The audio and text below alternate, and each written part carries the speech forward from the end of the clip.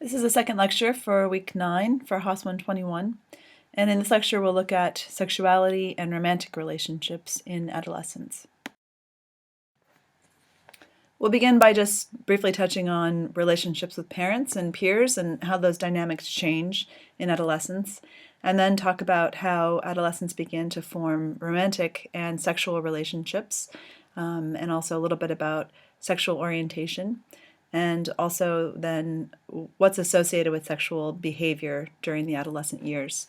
And some of this material is also drawn from week 4 in the chapters about attachment and relationships. Adolescence is a time when there's a shift in the relationship generally with parents.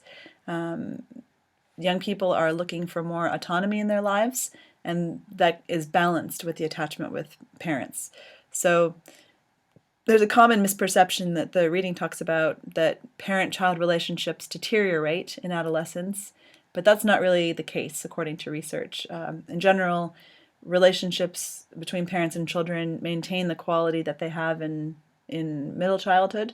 There may be somewhat more conflicts, but in general, adolescents report that they feel close to their parents.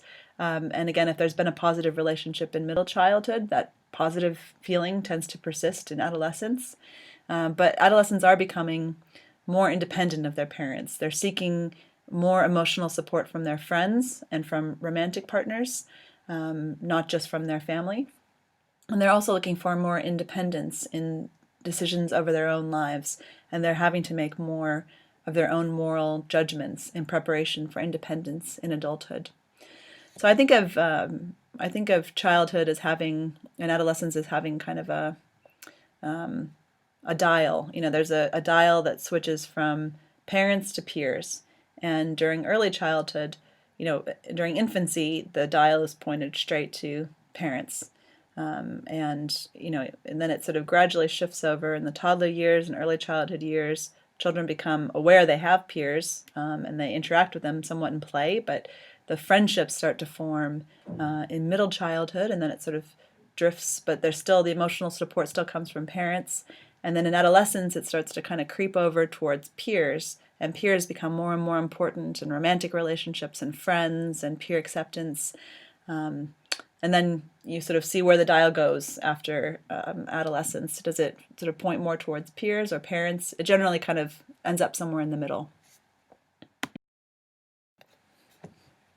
So one important thing that is happening in terms of adolescent development is establishing intimacy and learning how to do that with others outside of the family context. So understanding how to have intimate relationships really comes first from the context of friendship, and it's typically learned in the context of same-sex friendships, where young people are disclosing things that are important to them, seeking comfort, seeking an outlet, someone to talk to when they're upset, and then gradually romantic relationships also become a place of intimacy, and it's at this time when young people are really looking for relationships that offer closeness and caring and trust, and they start to develop skills around forming and maintaining relationships that are intimate relationships, how to begin relationships, how to maintain relationships,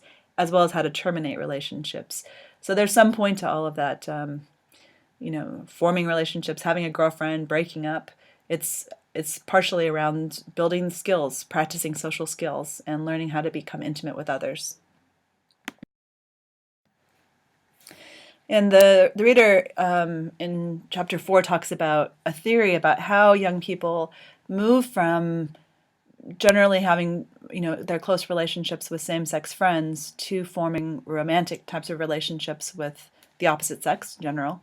And that is described as a process where boys and girls, when they're part of those same-sex cliques, in middle school, begin to interact. The cliques begin to interact.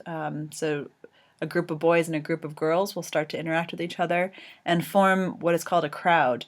And that crowd will start doing organized social activities that bring boys and girls together, and that enables couples to form. And then, at some point, the couple relationship may become more important than the crowd. So children form this sort of develop these social skills where they're not just relating to their close friends who are typically the same sex. They start to develop skills to interact with the opposite sex, and for many people, many youth, they will then form intimate relationships as well with opposite sex partners. And adolescence is also a time when young people become aware of their sexual orientation, and some youth will go through an active phase of exploring attraction to same-sex friends, and then that's the book describes that as being about 15% of youth. I don't know if we know exact numbers, but certainly a larger number will explore that identity, and then some youth will identify themselves as being gay or lesbian. And the book says 5%. I think in the population, it's certainly under 10%, but it's certainly a period of time when young people will explore sexual orientation, and in the kind of present chrono system that we're in, according to the Bronfenbrenner theory, there is a time where there's more freedom in terms of exploration, whereas in the past that would be a more difficult and uncomfortable thing to explore in terms of identity. There is more freedom to explore sexual orientation in the adolescent years than for previous generations. So romantic relationships in adolescence offer some important things in terms of social development. They really offer an opportunity for sexual exploration and learning about sexuality, as well as learning about how to offer support and to form trust with others and have intimacy. And these are skills and relationships that people will bring into their adult years as they form intimate, more partnership types of relationships. And adolescents who are involved in positive romantic relationships, where they're relationships that are not marked by violence, have higher levels of self-confidence and self-esteem. So it makes them tend to feel good about themselves. But they also experience, not surprisingly, more emotional upheaval and conflict, because again, there tends to be a lot of drama in those relationships. And the timing of relationships seems to be important in terms of their impact. So early dating, so when children date at an early age and they have a lot of partners, that is associated with problems in adolescence, like drug use and lower grades, and less satisfying romantic relationships in adulthood. And we'll talk about something in the tutorial called pseudo-maturity, which is when young people almost try to grow up too soon. And I think that's sort of what's being pointed at with this finding around timing of dating. It's when young people are taking on a lot of relationships at an early age, they may be pressured to do things they're not ready to do yet, like having sex early, and that can detract their attention from school and from other social relationships. So the reader talks about different phases of dating in adolescence, and it's really about what a young person is looking for from a romantic partner at different ages. So the way this theory goes is that in early adolescence, the dating or sort of connecting with others is around focused on the self and coming to see oneself as a person who's capable of relating to members of the same sex or opposite sex in romantic ways, and testing out what it's like to be in a romantic role. And then in the status phase, it's really about peer approval is what counts, and it's about having the right kind of partner, the right kind of boyfriend or girlfriend. And then the affection phase starts to focus more about the personal and caring aspects of relationships, but those relationships are often within the context of friendship networks. So it's not just about the couple relationship, it's about the relationship within the context of the friend network. And then the bonding phase is where there is a greater level of emotional intimacy and more of a commitment. So where you see relationships that have some lasting power, get beyond the sort of 3-month mark maybe, where there's a more lasting attachment that's being formed. And that's the kind of relationship that we'll talk about in young adulthood around forming, more secure, intimate relationships. So in terms of sexual behavior in adolescence, in girls and boys, there's an interesting gender dynamic where girls will describe their first sexual partner as someone they love. So they describe them in romantic terms and tend to express a mix of emotions, some happiness and excitement, but also some fear and guilt and disappointment around becoming sexually active. Whereas boys tend to be more uniformly positive about sex, but describe their partners as being more of a casual date and focus more on how sexuality relates to themselves, and towards being recreational rather than about intimacy and about love. So you kind of wonder, these boys or girls are clearly having sex with each other, but they're not seeing each other in the same way. So research that's looked at the correlation between factors that are associated with sexual activity has identified several factors, again, that are associated or correlated with sexual behavior in adolescence versus a later onset of sexual behavior in the young adult years.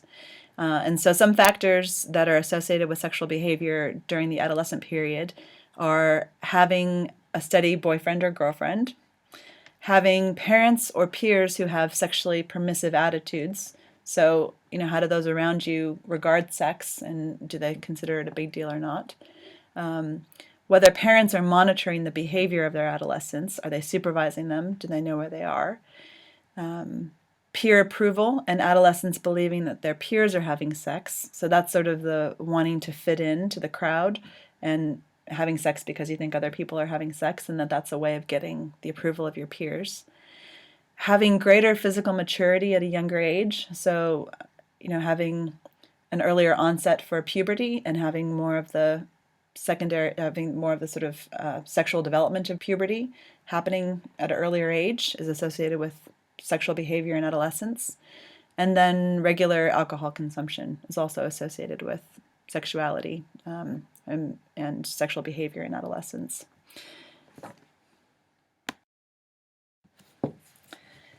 And of course, there are some risks that are associated with sexual activity. And we'll talk about risk-taking in the next lecture. But there are certain aspects of how teens and how adolescents are where they're prone to risks, and so they can be more prone to some of the risks associated with sexual activity because they don't necessarily plan ahead, or even if they know they should use contraception, they don't always do it. So there is a higher risk for adolescents who are sexually active to get a sexually transmitted disease or sexually transmitted infection. Teen pregnancy, of course. There's a fairly high incidence of unwanted pregnancies that occur during the adolescent years. And then dating violence is another potential risk, or where there's a date rape kind of situation where someone is in a situation where they're forced to have sex against their wishes. And this is a place, and for those of you who are interested in public health, where a lot of public health attention is focused on sexual activity for teenagers and trying to address these risks through prevention. And one method of prevention is comprehensive sex education. So that's associated with decreased likelihood of intercourse and increased use of contraceptive devices, although it's not foolproof, just given the way teenagers are and young people are. So next we'll talk about risky behaviors. We'll continue talking about risky behaviors in adolescence.